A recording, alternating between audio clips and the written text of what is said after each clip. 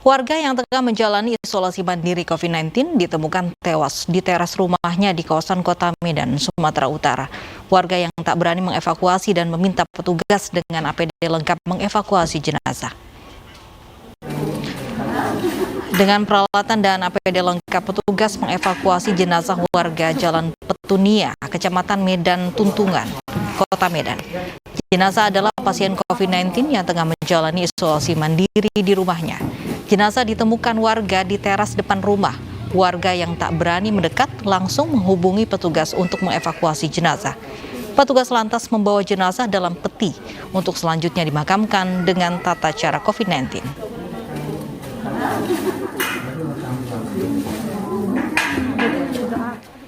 Satu dari dua pria yang mencabuli gadis berusia 14 tahun saat berada di tempat wisata Kota Makassar, Sulawesi Selatan ditangkap polisi. Pelaku melakukan aksi bejatnya usai berpesta miras dan mengancam akan membunuh korban.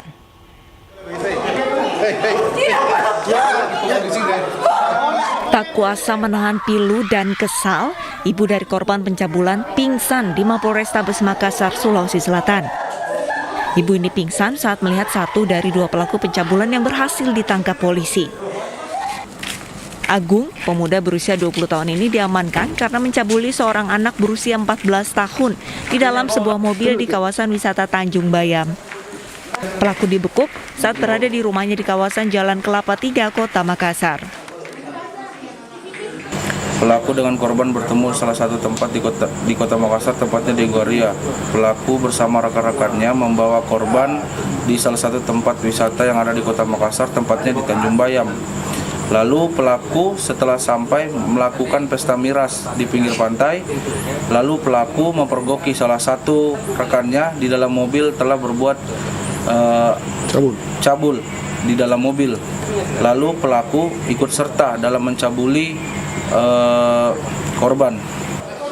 Atas perbuatannya, pelaku terancam maksimal 15 tahun penjara. Kini polisi mengantongi identitas pelaku lainnya dan tengah memburunya. Dari Makassar, Sulawesi Selatan, Leo Muhammad Nur Ainis melaporkan. Seorang pegawai kantor imigrasi kelas 2 Belawan tewas terlindas truk kontainer. Rekan korban menangis histeris menyaksikan kecelakaan.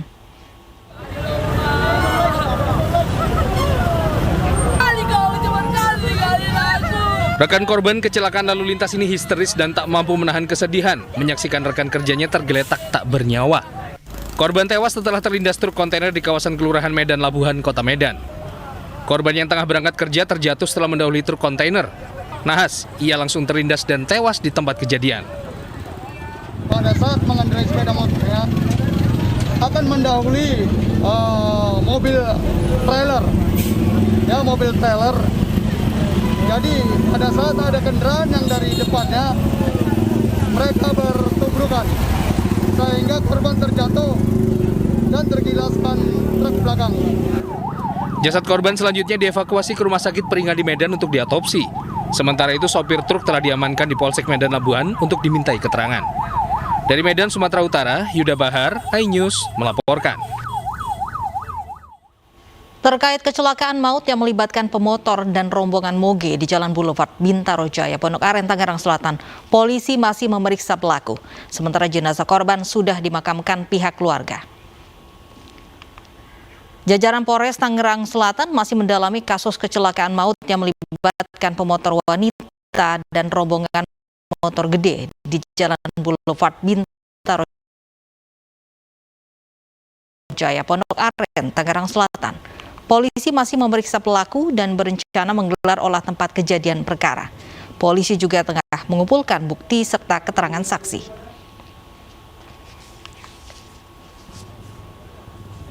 Sebelumnya, seorang pengendara perempuan ditabrak rombongan motor gede atau moge di Jalan Boulevard Bintaro Jaya, Pondok Aren, Tangerang Selatan. Akibat peristiwa ini, korban yang berusia 49 tahun tewas di tempat. Diduga pengendara perempuan mengurangi kecepatan saat hendak berbelok. Dari arah belakang, pengendara moge melaju di lajur yang sama. Lantaran kurang waspada, pengendara motor besar itu menabrak korban hingga kedua motor terseret ke depan.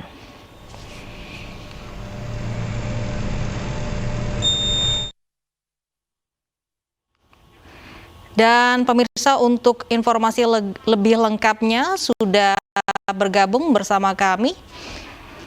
Ada Kanit Laka Lantas Polres Tangsel, Ibtu Nada. Selamat siang, Pak Nada. Selamat siang. Baik, Pak Nada, ini bagaimana kronologis kejadiannya? Baik, kronologi kejadiannya bermula pada saat kendaraan konvoi moge ini berjalan dari arah flyover Permata menuju ke arah simpangan Panabur.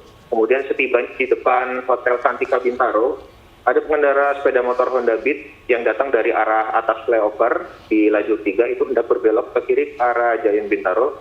Kemudian pada saat menurunkan kecepatannya di depan Hotel Santika, dari belakang datang konvoi moge yang berjumlah 3 motor, tidak bisa menghindari sepeda motor Beat tersebut ke bagian belakangnya, begitu Mbak.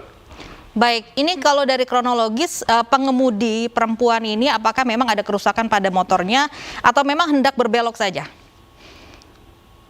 Untuk dari pengendara sepeda motor Honda Beat ini, Saudari H sendiri, itu untuk pada saat kejadian dia sedang menurunkan kecepatan untuk berbelok ke arah Giant, berbelok ke kiri, begitu Mbak. Baik, artinya berbelok dan berhenti mendadak di tengah jalan, begitu ya Pak ya? Iya Mbak. Baik, terkait pemeriksaan sejauh ini bagaimana pemeriksaan terhadap saksi ataupun pengendara moge ini? Baik, untuk saat ini sementara pengendara moge sendiri masih dalam proses pemeriksaan kami.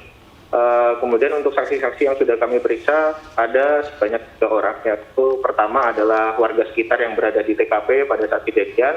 Kemudian 2 orang lagi adalah rekan dari pengendara moge. Kalau untuk status pengendara moge saat ini seperti apa, Pak? Status dari pengendara moge ini untuk sementara masih dalam tahap pemeriksaan.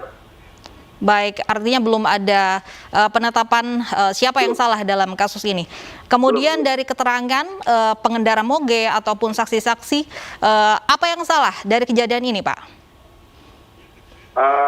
Menurut dari keterangan kita belum bisa menentukan siapa yang salah dari kejadian ini sesuai dengan itu yang kita lihat bahwa pengendara Beat berhenti mendadak, kemudian datang pengendara moge yang menabrak dari belakang. Sementara kita masih mengumpulkan barang bukti untuk melanjutkan proses penyelidikan yaitu berupa CCTV dan juga kita masih menunggu hasil visum dari korban ini, Mbak. Baik, Ibtu Nada, terima kasih atas informasinya. Kita tunggu update perkembangan kasus kecelakaan di Bintaro ini. Terima kasih. Pemirsa, sebuah mobil jenis sedan menabrak pembatas jalan di penyekatan Kota Tasikmalaya, Bandung, Jawa Barat. Aksi ini terekam kamera pengawas jalan dan kini polisi tengah menyelidikinya.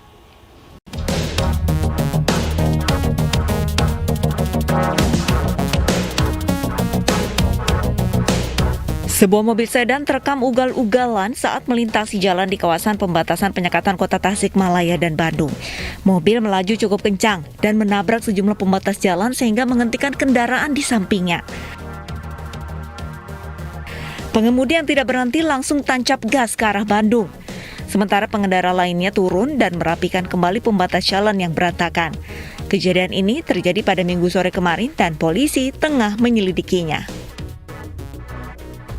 Di jalan ini sedang tidak dilaksanakan penyekatan, tidak ada petugas yang sedang berdiri. Kalau ada petugas yang berdiri, ya dimungkinkan mungkin ada terjadi juga kecelakaan karena tidak hati-hatinya kendaraan yang melaju, ya. Karena yang melaju bisa saja orang tersebut lagi tidak konsentrasi, lagi mabuk bisa juga, gitu, sehingga atau bagaimana sehingga bisa terjadi kecelakaan. Menurut data dari petugas, aksi tabrak pembatas jalan di pos penyekatan batas Kota Tasikmalaya ini sudah sering terjadi. Diduga para pengendara tidak melihat adanya pembatas jalan karena posisi pos penyekatan berada setelah tikungan. Dari Tasikmalaya, Jawa Barat, Asep Juharyono, iNews melaporkan. Di Bangka Barat, durian cumasi atau namlung laku lelang hingga 10 juta rupiah per buahnya. Wow, harga yang fantastis. Apa keistimewaannya? Nantikan di iNews Siang.